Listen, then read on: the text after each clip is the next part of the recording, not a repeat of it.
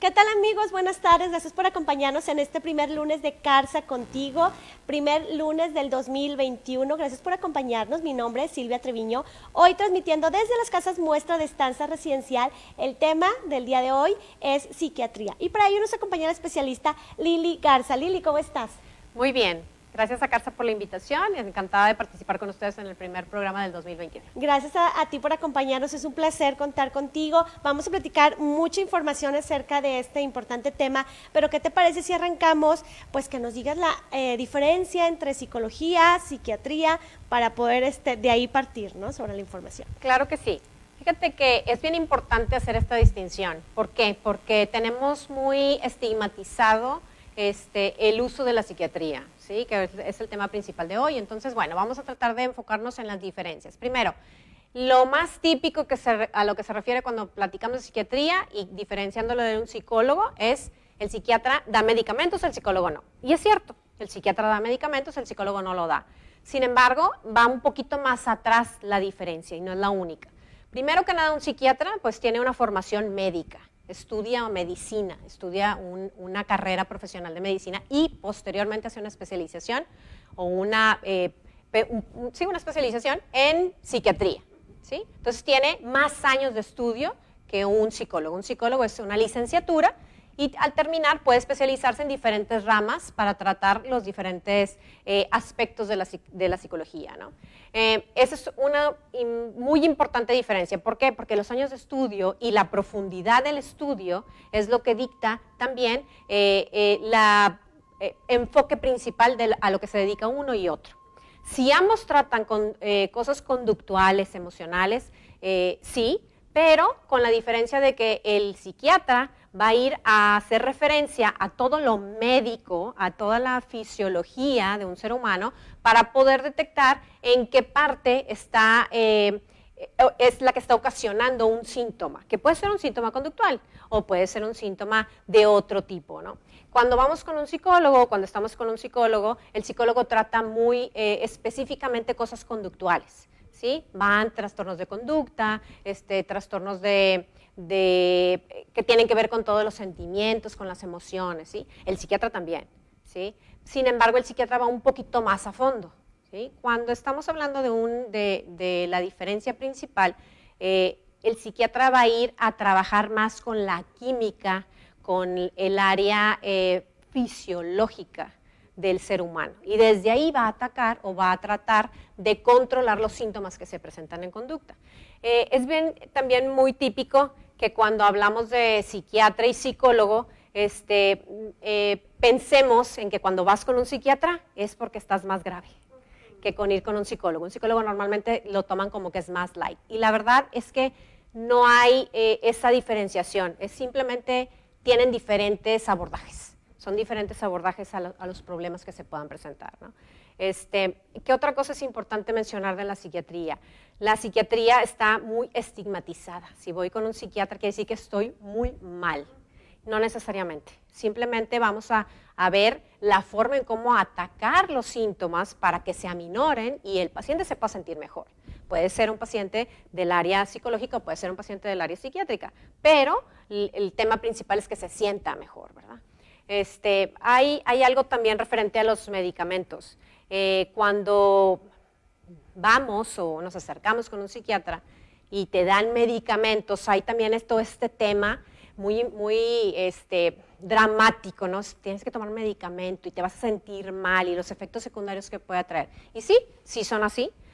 Hay que tener cuidado con los medicamentos, pero existe una gran gama de medicamentos y van variando las dosis, van variando las categorías de medicamentos que pueden ayudar a tratar un síntoma.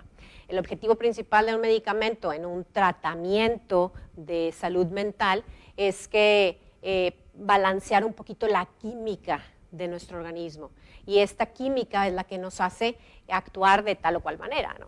Entonces, la verdad es que es un tema súper interesante y hay mucho de dónde nos podemos acomodar para tratar de explicarles esta parte, ¿no? Así es, hace un momento que comentabas, efectivamente, yo creo que tenemos esa idea de voy con el psicólogo y como el psicólogo ya no me pudo ayudar, ahora voy con el psiquiatra, ¿no? Y cuando pues tú efectivamente lo acabas de mencionar, que no es así, que no precisamente al momento que llegas con el psiquiatra es porque el psicólogo no te funcionó, sino que ahora sí que cada quien en su especialidad, ¿no? Ahora, una pregunta muy importante, ¿cómo saber en qué momento cuál es el momento para acudir con el psiquiatra?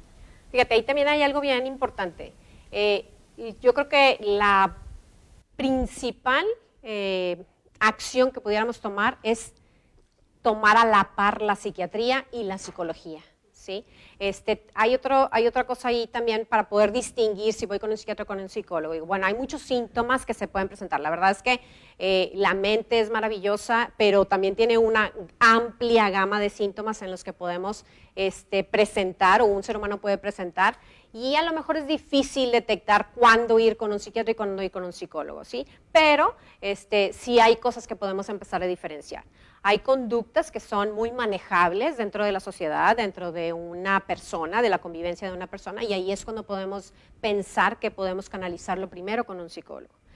El camino más típico es ir primero con un psicólogo y de pronto el psicólogo hace referencia a que necesitas ir con un psiquiatra, ¿sí? Ese es como el camino más típico. Sin embargo, también hay un mito en que el psiquiatra solamente te va y te receta y no puedes expresar lo que sientes, que es como lo haces a veces con los psicólogos, ¿no? Que vas y platicas y estás como que en constante comunicación con él y estás expresando lo que sientes. El psiquiatra tiene también esa habilidad, está también entrenado, un psiquiatra está entrenado para poder dar esta parte de la psicoterapia, ¿no? De escuchar como lo hace un psicólogo. Sin embargo, la sociedad o en el medio que nos manejamos, el psiquiatra normalmente hace una evaluación y receta un medicamento, ¿sí? Y el psicólogo pues va más orientado a escuchar toda la problemática que trae. Lo ideal es ir a la par, ¿sí? ¿Cuándo vamos a saber si vamos con un psiquiatra o cuándo vamos con un psicólogo? Todo eso depende de los síntomas, del cuadro clínico que presenta un paciente. Hay síntomas que incapacitan a una persona. Síntomas desde una tristeza muy profunda, desde un cuadro de ansiedad, por decirte algunos de los más comunes, ¿no? Esos síntomas incapacitan a una persona. Hay personas que de pronto presentan un cierto cuadro de depresión que no les permite levantarse de la cama. Y eso incapacita, no puedes ir a trabajar, no puedes desarrollarte adecuadamente como ser humano. Cuando ya tenemos esos síntomas que causan una incapacidad en alguien, es cuando nos vamos ya orientando hacia el lado del psiquiatra. ¿Por qué? Porque vamos a necesitar un auxiliar químico, que es un medicamento, que nos va a ayudar a contrarrestar ciertas sustancias químicas que el organismo produce para estar generando ese síntoma de una tristeza profunda o de una ansiedad que me está incapacitando. Voy a auxiliarme del medicamento. Sin embargo, el medicamento no viene y resuelve el problema. Me ayuda a controlar un síntoma, ¿sí? Lo que va a resolver el problema es trabajar sobre eso. Para eso se puede trabajar en el área de la psicología o en otras áreas de las neurociencias que ahorita también están muy de moda, que pueden abordar desde el lado del cerebro, del funcionamiento cerebral, cómo ir corrigiendo estas partes, ¿no? Creo que esa es la clave, ¿no? Los síntomas y la incapacidad que un síntoma te puede presentar para desarrollarte en la vida. De ahí te vas al psiquiatra o te vas al psicólogo. Muy bien. Hay también la idea que vas al psiquiatra y el psiquiatra es inmediatamente medicamento. ¿Siempre es así o a veces podemos acudir con el psiquiatra a lo mejor para, como dices, la charla, la escucha y posteriormente el medicamento? ¿O cuando ya estamos con el psiquiatra es porque ya necesitamos medicamento? No, tienes toda la razón. Cuando puedes acudir al psiquiatra y el psiquiatra puede escucharte y darte esta parte de psicoterapia. De hecho, en su formación de psiquiatría, un psiquiatra tiene entrenamientos para poder llevar una psicoterapia. Entonces, tú puedes llegar al psiquiatra y, de acuerdo a tu caso, requerir solamente psicoterapia orientada, obviamente, por el psiquiatra en ese caso. Y él determinará si tus síntomas son lo suficientes para poderte dar algún medicamento que tengas algún efecto más inmediato para sentirte mejor, ¿no? O sea, acuérdate que siempre el acudir a un psiquiatra o un psicólogo es para sentirte mejor. lo que eso para ti signifique. Para unas personas es una cosa, para otras personas es otra. Son cosas muy, muy subjetivas, pero el bienestar se tiene que experimentar. Entonces, cuando tú empiezas a experimentar el bienestar y necesitas el auxiliar del medicamento, lo utilizamos. Cuando el psiquiatra vamos viendo que con la plática, con la psicoterapia, se va sintiendo mejor, a veces vamos dejando el medicamento a un lado para un caso, un síntoma un poco más exacerbado. Así es. Yo creo que si bien es cierto, me ayudas a corregir o a desmentir, en los últimos años como que se ha dado más empuje a estas especialidades con el objetivo de que los pacientes se quiten ese tabú de decir, si vas al psiquiatra, porque anteriormente vas al psiquiatra, estás loco, ¿no? Estás mal. Cuando no, cuando ahorita la cuestión es una medida preventiva, ¿no? Acudir al psicólogo o al psiquiatra en su depende, pues ahora sí el caso, antes de cualquier, pues llegar a alguna depresión más severa o algo así, porque hay gente que incluso ha perdido su trabajo sí. por estar en cuadros de depresión muy fuertes, ¿verdad? Sí. Entonces yo creo que últimamente las redes sociales, ahora sí que es una de las ventajas de este tipo de comunicación, que poco a poco la gente está un poco más consciente de acudir al especialista, ya sea psicólogo o psiquiatra, dependiendo de la situación. Otra pregunta que también se me ocurre, ¿los enfermos mentales, la gente que tiene esta enfermedad, se curan o son problemas que se van nada más tratando o sobrellevando? Por ejemplo, una persona diabética, pues de antemano sabemos que no se va a curar, pero se estabiliza. En el caso de los enfermos mentales, ¿qué sucede? Fíjate que diste un ejemplo muy importante. Ese ejemplo de la diabetes yo creo que ejemplifica perfectamente el tema de las enfermedades mentales. Digo, sin estigmatizar una enfermedad mental, ¿verdad? Pero sí hay condiciones del cerebro que ya están predispuestas para actuar de esa forma. Entonces, una enfermedad mental se trata. ¿Se puede llegar a curar? Sí se puede llegar a curar, pero se necesitan otros procedimientos, otros caminos alternos. Hay unos caminos alternos que son los de la neuropsicología, que van y trabajan directamente con la actividad cerebral y desde ahí resuelven el problema. A veces no se necesita ni medicamento para lograr eso. Y se puede corregir o tratar que el paciente tenga una vida más llevadera, funcional, le decimos nosotros, que el paciente sea más funcional. Pero el trastorno normalmente se queda ahí, porque son marcadores neurofisiológicos que ya están dictando ese patrón, ¿sí? Es como el ejemplo de la diabetes, yo creo que es el más claro. La diabetes la vas a tener siempre, pero la puedes ir controlando. Hay medicamentos, hay dieta, hay ejercicio que te va a ayudar. Igual en el caso de las enfermedades mentales, la enfermedad mental probablemente se quede, perdure, pero hay diferentes caminos que puedes utilizar para que los síntomas que genera esa enfermedad mental aminoren y la persona sea funcional, ¿sí? ¿Cuáles son de esas enfermedades mentales, por ejemplo, dos más comunes? Híjole, las dos más comunes ahorita creo que es la ansiedad y la depresión. A raíz de todo este tema que estamos viviendo de la pandemia, que es una situación muy diferente que hemos vivido, han salido a la luz muchísimos casos de ansiedad y depresión. ¿Por qué? Porque estamos encerrados, estamos limitados en las acciones cotidianas que hacemos.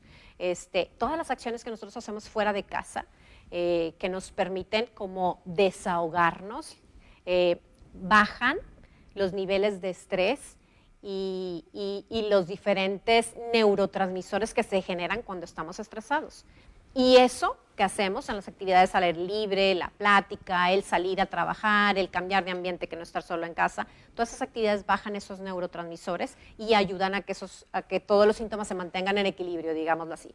Cuando estamos en una situación de pandemia, ahorita que estamos más tiempo en casa, que tenemos actividades muy limitadas, han salido muchos más casos, ¿sí? Porque a lo mejor no quiere decir que de pronto nacieron, no, ya estaban ahí, pero estaban latentes, ¿sí? Estaban como en control. ¿Por qué? Porque no llegaban a tener ciertos disparadores que hacían que ese síntoma se saliera de control. Y ahorita estamos viendo mucho eso. Y hace ratito platicabas acerca del cambio que ha surgido a raíz de ir conociendo más acerca de la psicología y de la psiquiatría. Definitivamente ya ahorita es mucho más común darle la importancia a esas cosas. Digo, la mente, nuestro cerebro, es un órgano muy importante Y así de importante que es que tenemos que cuidarlo. Nos enseñan a ir al cardiólogo porque algo te puede pasar con el ritmo cardíaco del corazón, te enseñan a ir al traumatólogo porque te lastimaste un pie, te enseñan a ir al gastroenterólogo porque algo de la digestión, y eso se hace muy común. Pero el tratar una enfermedad mental, el tratar tus pensamientos, de pronto estaba muy estigmatizado. Ahorita ya puedes decir y ya puedes comentar, voy al psicólogo y voy al terapeuta o voy al psiquiatra. Antes no podías comentar que ibas al psiquiatra. La gente que iba al psiquiatra a veces iba hasta escondidas. Inclusive hasta los consultorios de los psiquiatras estaban pasaban desapercibidos, estaban velados, no decía lo que era en realidad, ¿no? Entonces, pues bueno, ha cambiado mucho, pero sí, con la pandemia tenemos una explosión de estos casos, ¿sí? La gente se ha puesto más a verse y a sentirse, y ahí es donde estamos entrando en tener mayor número de pacientes, además de la apertura, que bien dices, de verdad, que ya la gente tiene más conciencia de que también esto me puedo tratar, y me tengo que acercar a un especialista, no nada más es de déjame ponerme a hacer ejercicio, déjame meditar, no, también hay que tratarlo, ¿verdad? Hay que ir con un método para poder tener mejor sensaciones de bienestar. Salud física como la salud mental estén pues en el mismo nivel de prioridad. ¿Cómo podemos identificar ahorita a raíz de toda esta situación de la pandemia, cómo puedo identificar si algún familiar, alguna persona cercana está pasando por alguno de estos trastornos, ya sea depresión, ansiedad, etcétera, y que sean así los puntos rojos que tú nos pudieras decir para nosotros decir, ¿sabes qué? Sí, mi pareja tiene esto, mi mamá o algo, ¿no? Porque sí, a veces la misma persona no se da cuenta y los que vivimos alrededor somos quienes vamos a estar más al pendiente, ¿no? Fíjate que también eso es importante. Las personas que están viviendo contigo, las que conviven, tu medio ambiente más cercano, a veces son los primeros que se dan cuenta, pero a veces no, pasa desapercibido. ¿Por qué? Porque en la vorágine de todo lo que vivimos día a día y de todos los cambios y todo lo que estamos experimentando con este tema también de la pandemia tan cambiante día a día, perdemos un poco el foco de ver ciertas señales de alerta o de observar ciertas señales de alerta con los que convivimos. Definitivamente el primer no, más que foco rojo, el primer síntoma que una persona puede experimentar para poder determinar eso, si alguien está pasando por eso, es un cambio en la conducta. Y cambios en la conducta puede ser desde está más irritable, desde duerme más, desde no duerme, ¿sí? Come más, dejó de comer, está siempre enojado o está siempre hiperactivo. Esos cambios en la conducta son muy observables, ¿sí? El primero que se da cuenta es el paciente, sin embargo le trata de dar una explicación para tratar de sentirse, ay, pues es que te quedaste dormido más tiempo, pues sí, es que me desvelé, es que algo de lo que comí me cayó pesado y me dormí de más, etcétera, ¿no? Empiezan a justificar, pero los que estamos alrededor, que somos familiares o algunos amigos, puedes darte cuenta de esos síntomas. Son síntomas bastante evidentes, aunque pudieran parecer sutiles. ¿Por qué? Porque a veces un exceso de sueño o un insomnio a veces no parece un síntoma. ¿Sí? Es algo tan cotidiano el desvelarse, el descansar un poco más en la mañana, que de pronto pasa desapercibido, pero un cambio en eso, en el sueño, en los estados de ánimo, en la conducta como tal y en la irritabilidad, creo que son los primeros focos rojos que podemos tener como alerta ante algo así. Ya de ahí pues se desprenden muchísimos otros, pero como son muy variadas las enfermedades mentales, no pudiéramos especificar algunos, pero el cambio de conducta es algo de lo más básico que podemos, y es observable además, si podemos estar atentos a eso, no dejarlo pasar. Dentro de los síntomas que acabas de comentar, pues hay muchos que los adolescentes viven. Por ejemplo, los horarios de sueño, hay adolescentes que mientras están de vacaciones te duermen más de 10 horas, ¿no? Y por lo mismo la alimentación se ve trastocada y todo su ritmo se ve trastocado. ¿Cómo saber, en el caso hablando de los adolescentes, cómo saber si es alguna cuestión que requieran atención psiquiátrica o psicológica, o si es algo de la pandemia o si es algo normal? O sea, que sí, cómo poderlo identificar, sobre todo en ellos. Con la pandemia tenemos ahí varias cositas que podemos tocar. Como es una situación que no habíamos vivido, ni que generaciones anteriores nuestras habían vivido, todo lo que estamos pasando es nuevo.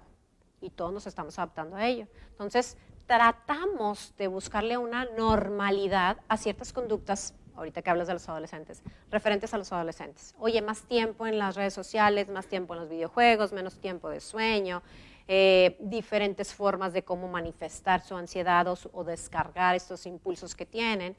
Y lo tratamos de normalizar porque pues es normal, está encerrado, es la pandemia, no convive con nadie, etcétera, etcétera, etcétera. Y sí, es real. Todo lo que estamos viviendo es muy distinto a lo que nos había tocado a nosotros y a nuestros padres y abuelos. Entonces, no tenemos un patrón de comparación ahí, pero sí podemos determinar si estas conductas, por ejemplo, ahorita hablabas de se queda más tiempo despierto o duerme de más, ¿sí? O cambian los patrones de los ciclos de sueño. Sí podemos ir determinando eso. Aunque estemos en pandemia, tenemos que regirnos bajo ciertas rutinas dentro de casa. Y cuando nosotros tratamos de acomodar a nuestros adolescentes en esas rutinas y aún con eso vemos estos diferentes patrones de sueño o de comportamiento, ahí podemos estar identificando un foco rojo, ¿sí? ¿Es difícil hacerlo? Sí, porque requieres como una sensibilidad especial. Hay que conjugar ciertas cosas, no es un solo factor, son varios factores los que se tienen que conjugar para que tú determines, este adolescente ahorita está pasando por algo. Sin embargo, si yo te dijera una recomendación es, ahorita yo creo que todo mundo necesitamos acudir a un psiquiatra o un psicólogo a descargar todos los sentimientos a veces de frustración o algunos otros que aparecen en esta época en que estamos viviendo cosas distintas. Así es, sí. Ahorita todos nos ha dado una sacudida esta pandemia, que tanto a los niños, que ya lo hemos visto en otros episodios de Carza Contigo, de cómo ayudarles a los niños, en esta ocasión platicando contigo cómo estar alerta a los síntomas que pudiera presentar un adolescente, y también los adultos, ¿no? Pues ahora sí que vino a mover todo y yo creo que es momento de poder acudir con un psicólogo, psiquiatra de nuestra, pues de confianza para poder precisamente explayar todo aquello, ¿verdad? Oye, Lili, ¿qué te parece si antes de continuar con la plática, ahora sí que vamos a enseñarles a nuestros amigos que siguen la transmisión este estupendo proyecto que es Estanza Residencial? Estamos ubicados al sur de la ciudad de Monterrey. Recuerden que Estanza, les voy a recordar la ubicación, estamos en Carretera Nacional, muy cerca de la avenida Eugenio Garzazada. Tenemos 2 prototipos de modelos de casa, tanto la casa Albatros como la casa modelo Alcatraz, las cuales cuentan con 3 niveles, cochera para 2 autos, sala, cocina y comedor en la primera planta, recámara con baño completo y vestidor para la segunda planta, el área de lavado, estancia y terraza en la tercera planta. Así es que ven a conocer las casas, descubre los espacios y encuentra la casa ideal para ti.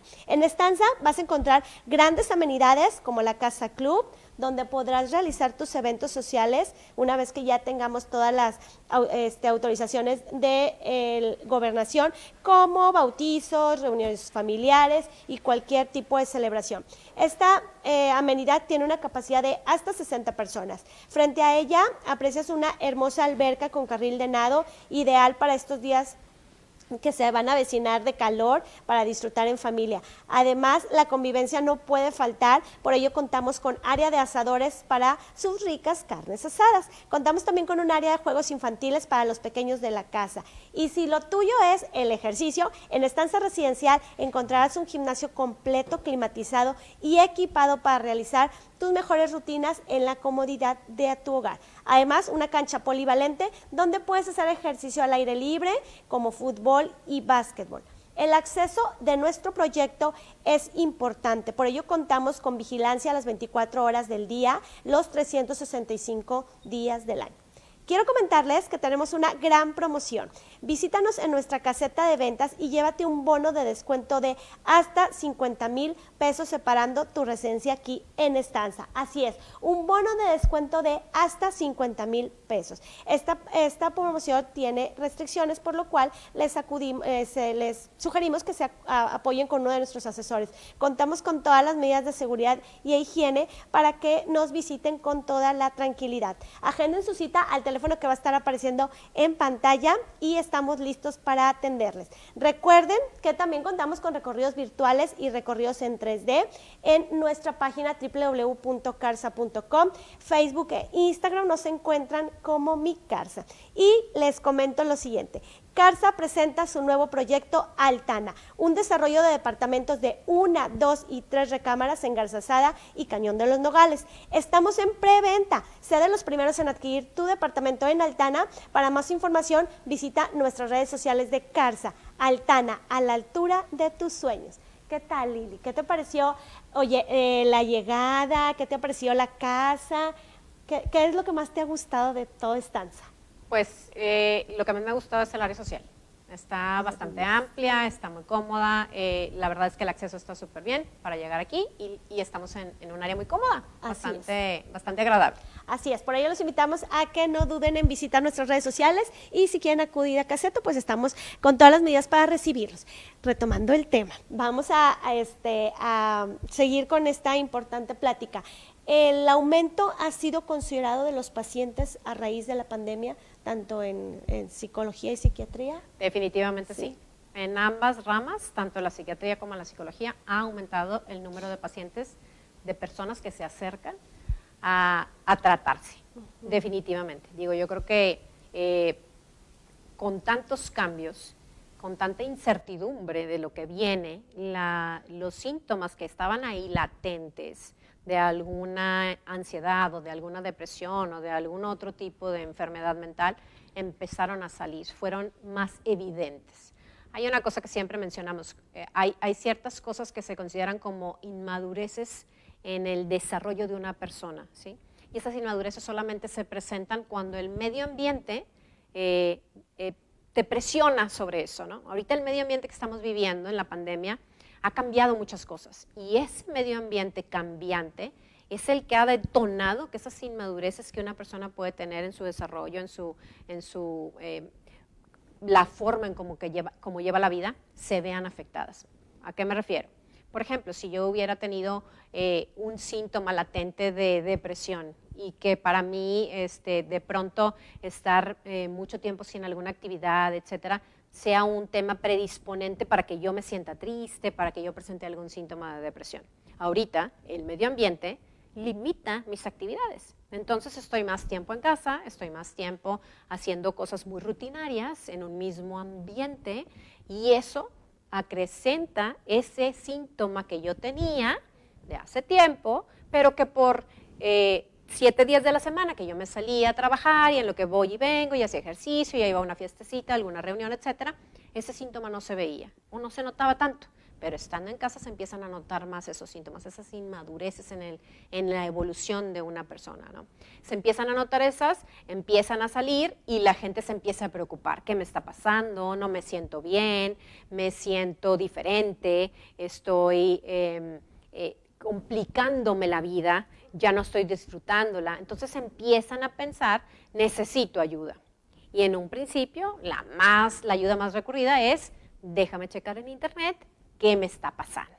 Y eso es una cosa que nos pasa mucho cuando llegan nuestros pacientes con nosotros. Ya para cuando llegaron, ya revisaron todos los síntomas de ansiedad, todos los síntomas de depresión, todos los síntomas de trastorno bipolar, ya revisaron todos los síntomas de todo, de lo que ellos creen que tienen. Y inclusive pudieron haber hasta realizado algunos test que están de pronto ahí en línea, que no son a lo mejor tan certeros o tan médicos, y llegan asustados. Es que me está pasando esto, es que tengo este síntoma, es que traigo este trastorno, yo creo que tengo depresión, etc.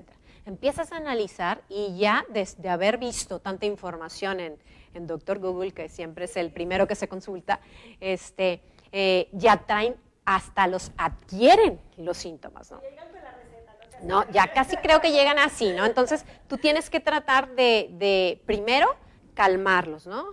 Porque, bueno, llegan a un espacio donde ellos pueden hablar, platicar, expresar todo lo que tienen dentro y empezar a que esa ansiedad, que es la primera que se manifiesta, empiece a bajar para que ellos puedan controlar un poco más sus síntomas y puedan empezar a sentirse mejor, ¿no? Entonces, sí ha aumentado la consulta, sí han llegado muchos pacientes. ¿Por qué? Porque todos los síntomas latentes que estaban en una persona empezaron a salir a la luz. ¿Ok? Está muy, ¿qué te puedo decir? Muy de moda, porque esa es la palabra correcta, el que cualquier duda que tenemos, buscamos redes sociales, que información es verídica, pero así como hay información verídica, hay mucha información que definitivamente no tiene un sustento, ¿no? Entonces, aquí el consejo es invitar, sin lugar a duda, a visitar a los especialistas, nada de decir, oye, ya tengo esto, los TEDs pudieran ser de gran ayuda en determinado momento, pero nada como acudir a consulta, a terapia con alguno de estos especialistas. Ahora, pacientes que ya habían manifestado algún cuadro antes de la pandemia, digamos, no sé, hace 2, 3 años y que ya está bajo control, ahorita a raíz de la pandemia vuelven y recaen, o cómo es la situación con ellos, de los que te ha tocado a ti atender. Sí, fíjate que eso también es importante. Sí, con el tratamiento, tanto psiquiátrico o psicológico, estos trastornos mentales o enfermedades mentales se mantienen en control, pero volvemos a lo mismo, cuando las situaciones externas empiezan a cambiar, síntomas pueden verse otra vez expuestos. Inclusive personas que a lo mejor ya estaban como dadas de alta, pueden volver a manifestar síntomas. Lo más común que tenemos ahorita son pacientes que ya tenían cierta tendencia a presentar ciertos síntomas y ahorita se ven exacerbados. Sí hay pacientes que estaban ya como en control y volvieron a manifestarlo, sí lo hay también. Hay los dos. Recuerda que los seres humanos somos pues muy cambiantes, muy diferentes y a veces no se puede generalizar, pero sí hay una predisposición a que la pandemia esté sacando a la luz muchos síntomas que ya no podemos controlar o manejar tan fácilmente en casa. Y sí se está acercando mucha gente a tratarse. Para mí eso es súper importante porque están dándole prioridad a su bienestar, a su salud emocional, a su salud mental. Y si tú como individuo perteneciente a una familia de 4 o 5 miembros te sientes mal, tienes síntomas de algo, tu bienestar no lo ves reflejado en cosas positivas, empiezas a sentir mal, tú como miembro de esa familia o de ese elemento, de ese sistema, empiezas a inquietar el sistema. Entonces, si tú vas, te tratas, te acercas a un especialista, empiezas a tratar este tipo de síntomas, de conducta, de enfermedad mental, etcétera, con medicamento o con psicoterapia, tú como elemento del sistema vas a ser un elemento más beneficioso y eso se permea en el sistema. Entonces, imagínate la importancia de que un miembro de la familia acuda al especialista, estar en control de sus emociones, estar en control de sus sensaciones, de no manifestar síntomas, y eso lo puedes permear en tu casa. Entonces, es el impacto de que una sola persona acuda es importante, ¿sí? A lo largo de la pandemia, pues hemos tenido un aumento significativo de las personas que se acercan, y a veces es papá, a veces es mamá, a veces son los hijos. Cuando nos llegan niños pequeños, muchas de las ocasiones necesitamos también empezar a tratar a los papás, porque ahí tenemos que romper ciertos patrones que de pronto se hacen en casa. Pero sí ha aumentado, definitivamente ha aumentado la cantidad de pacientes que se acercan, tanto que ya presentaban síntomas o los tenían en control, como pacientes nuevos que nunca habían experimentado nada de eso. Y pues es importante también recalcar, cuando tú te acercas a un especialista, ya sea psiquiatra o psicólogo, no tengan miedo, o sea, hay que acercarse para tratar de mejorarte como persona, de estar mejor, de sentir bienestar. Y le puedes dar el intento, ¿sí? O sea, como que vamos a ver cómo nos va. ¿Sí? No tengan miedo de no acercarte. A veces el miedo por no acercarte paraliza, porque qué van a decir, se van a enterar, me van a considerar que estoy loco, etcétera, etcétera. Y eso te paraliza y te hace o te genera más ansiedad o más depresión o más síntomas de los que ya traes. Entonces, date la oportunidad de acercarte con un especialista de acuerdo a tu caso y empezar a experimentar todas las sensaciones de bienestar que tiene el tratamiento de tu salud mental. Oye, Lili, es algo que yo he escuchado de amistades cercanas, no sé si tengas tú también el tema. Hay gente que con la pandemia, pues sí, definitivamente le provocó ansiedad, le provocó depresión, etcétera. Pero hay gente que está mejor. Hay gente, yo he tenido casos que, oye, no, yo estoy súper bien en mi casa, estoy muy a gusto. Entonces, ¿qué pasa con esa gente que el aislamiento pues lo hace sentir mejor? ¿Está bien, está mal o qué pasa? Bueno, aquí voy a hacer una pausa. ¿Está bien o está mal? En psicología y en psiquiatría no hay bueno ni malo. Es lo que te funcione a ti. Y lo que te funciona a ti para ser funcional en el mundo. ¿sí? Okay. Hay gente, y estoy totalmente de acuerdo, y tengo varios casos, tanto pacientes como de familiares, que están en esa situación que comentas. Estando en casa me siento mejor, estoy más tranquilo, estoy más a gusto. Sí.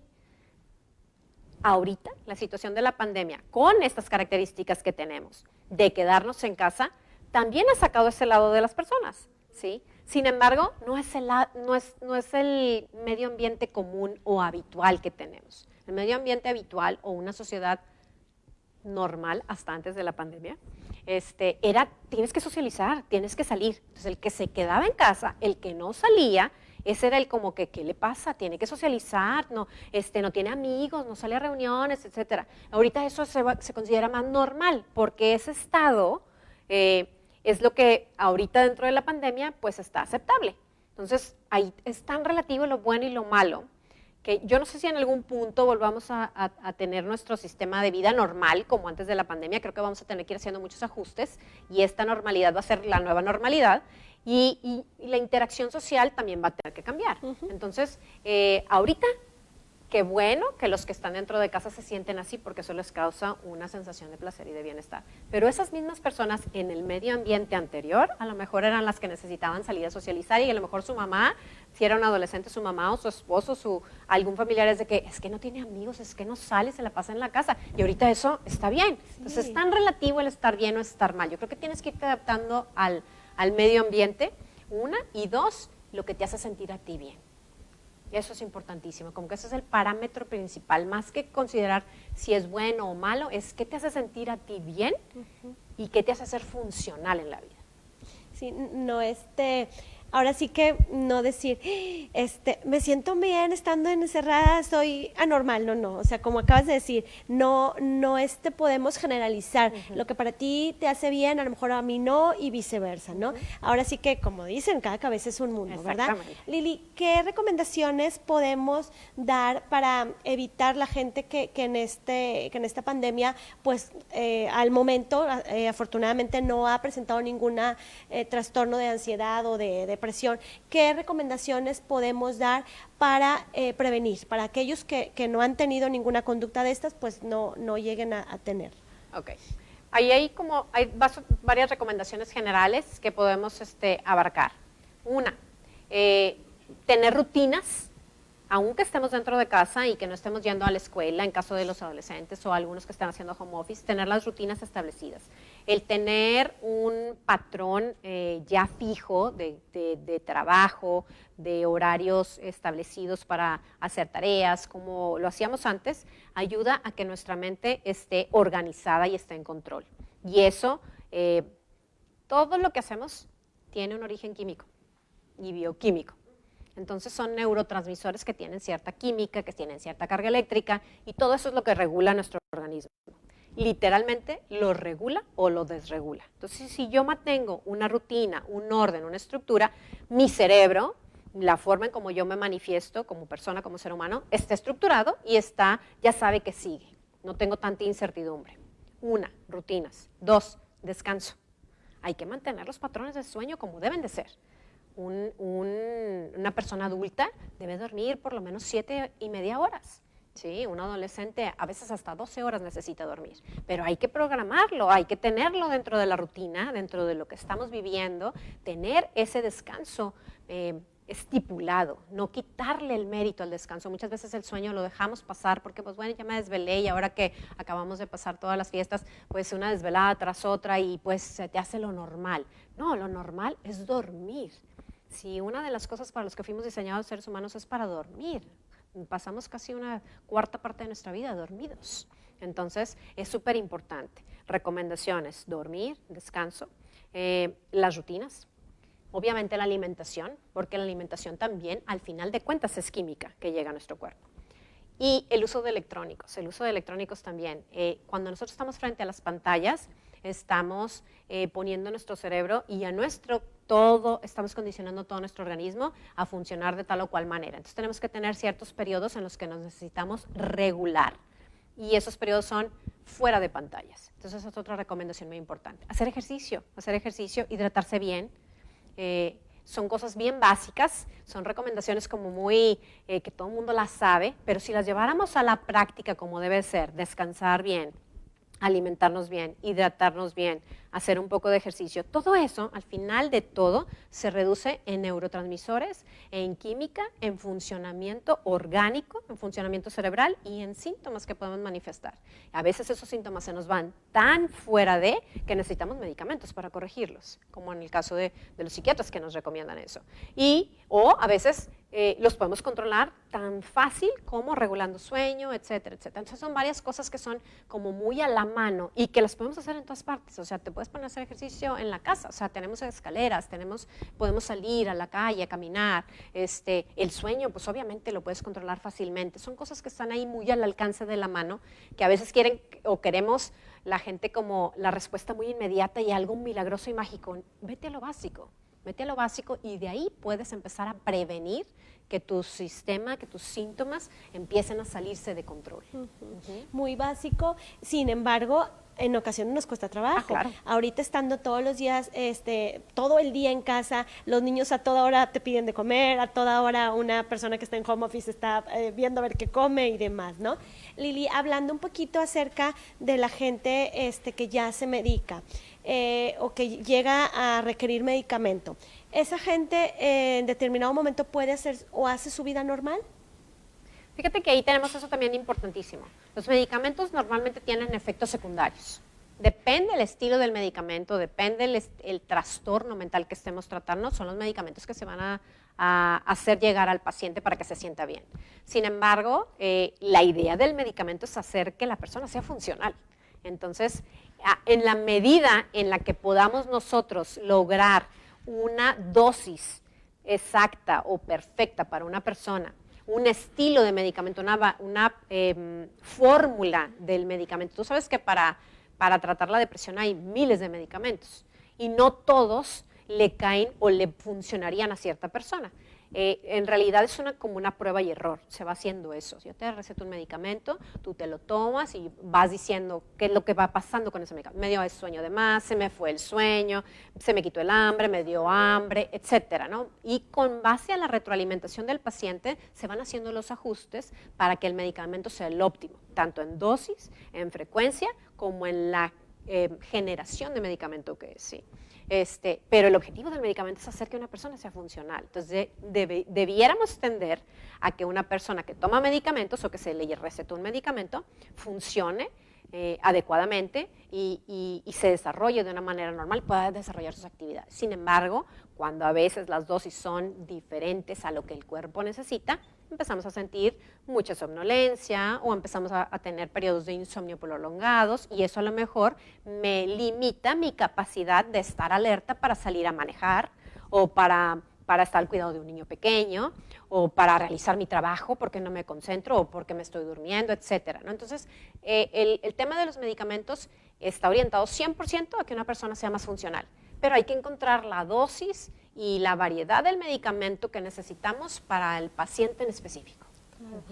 Por supuesto, porque si una persona a lo mejor le están ustedes recetando medicamento para dormir y un adulto que en vez de dormir 7 horas y media te duerme 14 horas, pues obviamente ya no está rindiendo, esa es también la palabra, que la persona dé su rendimiento y que pueda hacer su vida habitual pues de la manera más óptima, ¿no? Con la mejor calidad de vida. Muy bien, alarmas que una persona con depresión para evitar un accidente. Hay personas con depresión que pudiéramos recomendarles para que pues esta depresión no llegue más allá de donde no nos gustaría.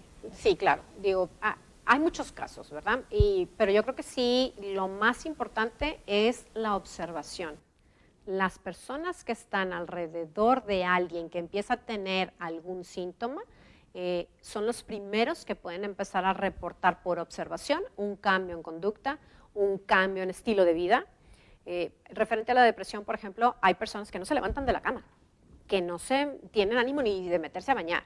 A veces sí pueden estar conectados a un home office, pero a veces no participan. Entonces, a lo mejor fuera de casa alguien no se pudiera dar cuenta porque pues como quiera está presente en el home office, como quiera tarde a lo mejor cumplió con el trabajo, etcétera. Pero los que están dentro sí empiezan a ver estos síntomas de, oye, no se levantó de la cama, o no se metió a bañar, o no le está dando importancia a X o tal cosa que antes sí le daba. Esas señales son de alerta, ¿sí? Son cambios en la conducta. Hay cambios que son muy generales, como esto que te menciono, de meterte a bañar, de levantarte con ánimo, a lo mejor de estar llorando, o a lo mejor de estar muy sensible ante ciertas cosas y que digas, oye, pues nunca era tan llorona esta persona, ¿no? Y ahora se volvió más sensible. Bueno, pues es un signo de alerta para nosotros, ¿sí? Claro, tenemos que no dejarlos pasar. Sí, o sea, los que estamos afuera es que lloró porque pues tal vez anden sus días. No necesariamente es eso, hay que ser más observadores, ¿sí? Nosotros a lo mejor, bueno, yo soy mamá, como madre de familia, o como alguna persona importante en la familia, pues observa ciertas conductas en los que están al lado. Y de ahí es donde podemos determinar si ciertas conductas pueden ser tema de peligro, ¿sí? O solamente es una conducta que se está presentando esporádicamente. Pero sí tenemos que estar bien alertas. Si pudiéramos hacer una lista de cosas alertas, podríamos poner de muchos tipos y lejos de a lo mejor ayudar, alarmaríamos más. Yo creo que lo más importante en todo esto es la observación. Si yo observo que mi hija está teniendo ciertas conductas que se salieron de lo normal, ¿sí? Eso me da a mí un foco de alerta para ella en específico, pero pueden ser tan variados que a lo mejor si hacemos una lista podemos complicar un poco más a la gente que nos está escuchando. Entonces, nada más yo pienso que lo más importante que puedes hacer es observar a los que te rodean y ver esos cambios importantes en su conducta. Importantes desde grita más, desde llora más, desde no duerme, desde sí duerme mucho, cosas de ese tipo. Claro, hay otras que son mucho más evidentes, como es una intolerancia a las cosas que están pasando o una baja tolerancia a la frustración, y pues eso se manifiesta en muchos impulsos muy explosivos o de enojo, etcétera, ¿verdad? Pero a veces pasamos por alto las que son de euforia, que está muy contento, está todo el tiempo haciendo algo, está muy hiperactivo, etcétera. Entonces también hay que ver, cambios pueden ser para el lado positivo o para el lado negativo, no necesariamente porque no veo nada negativo no esté pasando nada, es un cambio y ese cambio tiene un origen y hay que ver ese origen y ponerle esa atención. Focos rojos siempre van a ser muy personales, entonces los que estamos ahí inmersos en la familia son los que tenemos que determinar si es o no un cambio y un foco rojo para este caso en específico. Así es. Lo que se busca definitivamente es la prevención y que la persona, en este caso el paciente, se acerque con tanto el psicólogo o el psiquiatra, ya sea su caso. No automedicarse definitivamente, bueno, que sabemos que los medicamentos la mayoría son controlados. Que no están al alcance del paciente, sin embargo, pues que no se dejen llevar por las redes sociales, ¿verdad? Sino que busquen el apoyo de algún experto. Oye, así Lili, interesantísima esta charla el día de hoy contigo. Por favor, redes sociales, ¿dónde te podemos encontrar para que si nuestros amigos desean alguna atención más personalizada, pues puedan contactarte a través de qué medio? Muchas gracias. Sí, pues les puedo dejar mi WhatsApp, que es el 8121-500051. Y también me pueden localizar en Instagram como Lili Garza Núñez, ahí estoy también. Cualquier duda, estoy a sus órdenes, pueden contactarme. Digo, lo más importante ahorita es la información y la información adecuada. ¿Sí? Porque a veces tenemos mucha información, antes decíamos que era la desinformación y ahora tenemos también mucha información, pero a veces no es la adecuada. Así Entonces acérquense al especialista, no tengan miedo de acercarse a un especialista, psiquiatra, psicólogo. El objetivo principal es que te sientas mejor. Así es. Lili, un placer haberte tenido esta tarde de lunes. Muchas gracias. Y recuerden que nosotros estamos en www.carza.com, Facebook e Instagram nos encuentran como Mi Carza. Hasta la próxima. Gracias. Gracias, Lili. De nada, gracias.